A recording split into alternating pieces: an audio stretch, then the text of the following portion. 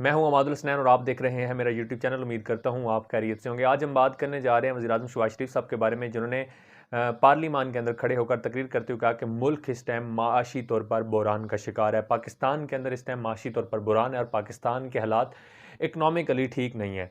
जहाँ उन्होंने खड़े होकर ये दावा किया, वहीं दूसरी तरफ उन्होंने ऐलान किया कि हम पाकिस्तान की जो अवाम है जो जॉब करती है उनकी पेंशन में 10% इजाफा करते हैं और उनकी जो सैलरीज़ हैं जो उनकी पे है उसके अंदर 10% इजाफा करते हैं। यहाँ पे सवाल ये उठता है कि मियाँ साहब, अगर पाकिस्तान इस टाइम दिवालिया है या पाकिस्तान की जो माशी हालात हैं वो ठीक नहीं है, तो फिर आपने किस तरह से पाकिस्तान के अंदर जो अवाम है उसकी पेंशन में इजाफा किया, उनकी सैलरीज में इजाफा किया? ये एक सोचने वाली बात है। यहाँ दूसरी तरफ नून लीग के कुछ ऐसे भी तजिया निगार हैं, ऐसे भी लोग हैं जो इकॉनमी की इतनी अच्छी समझ रखते हैं कि वो ट्वीट कर रहे हैं और वो कह रहे हैं कि जी पाकिस्तान के अंदर पहले दिन ही डॉलर जो है वो 182 पे आ गया और जो पॉइंट इंडस है, जो स्टॉक एक्सचेंज है, उसके अंदर 1700 पॉइंट का इजाफा हुआ। अब उनको इस चीज़ की समझ नहीं आ रही। उन्होंने जब ये ऐलान किया कि जी हमारी हुकूमत के आने की वजह से ये हुआ, अब अचानक से एक दिन के अंदर ये कैसे हो गया?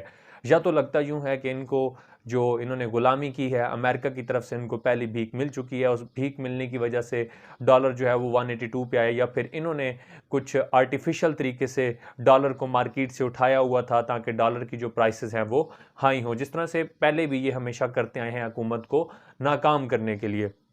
इसके साथ ही तीसरी बड़ी बात, स्टेट बैंक ने एक स्टेटमेंट जारी की, कहा कि जी हमारे पास इस टाइम जो स्टेट बैंक के पास डॉलर पड़े हैं वो 22 अरब डॉलर हैं। तो शहबाज शरीफ साहब से सवाल ये है कि अगर 22 अरब डॉलर स्टेट बैंक के पास पड़े हैं तो आप पार्लियामेंट के अंदर खड़े होकर किस तरह से कह सकते हैं कि पाकिस्तान इस टाइम माशी तौर पर दिवालिया हो चुका है, या पाकिस्तान की जो इकोनॉमिक सिचुएशंस हैं वो ठीक नहीं है, या पाकिस्तान माशी तौर पर बहरान का शिकार है?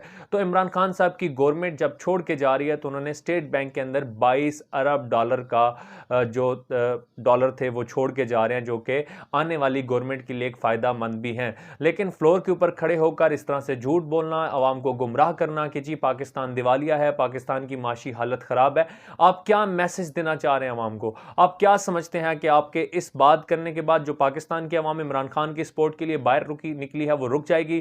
क्या आपके ये लैपटॉप के ऐलान करना, आपका ये पेंशन्स में इजाफा करना, सैलरीज में इजाफा करना, क्या आपके इन सब इकदाम से जो पाकिस्तान की आवाम के सामने जो आपका असली चेहरा आया है वो भूल जाएगी आवाम? वो आवाम हरगिज़ नहीं भूलने वाली। उस आवाम को आप पहले लैपटॉप दे के बेवकूफ़ बना लेते थे, लेकिन अब उस आवाम में शऊर आ चुका है। वो आवाम आपसे सवाल करना जानती है, वो आवाम आपसे सवाल पूछना जानती है।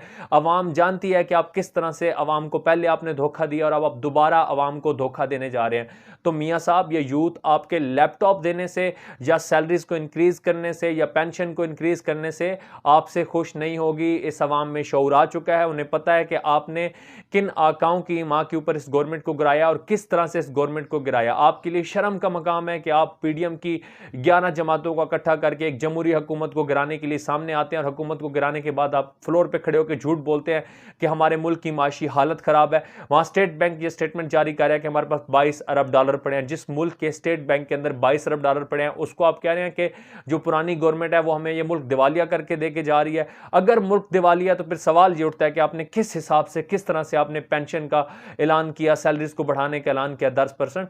तो थोड़ा सा ख्याल करें शहबाज शरीफ साहब, फ्लोर पे खड़े होकर झूठ ना बोलें। आवाम के सामने आपका असली चेहरा आ चुका है। आवाम आपको जानती है कि आप कितने बड़े फ्रॉडियां हैं, आप कितने बड़े भिखारी हैं, आप कितने बड़े भीख मांगने वाले हैं, आप आवाम को गुमराह करने वाले हैं। आज तक के लिए इतने। इंशाल्लाह नेक्स्ट व्लॉग के अंदर हम न्यू अपडेट के साथ हाजिर होंगे। तब तक मुझे इजाज़त दीजिए। अल्लाह हाफिज़।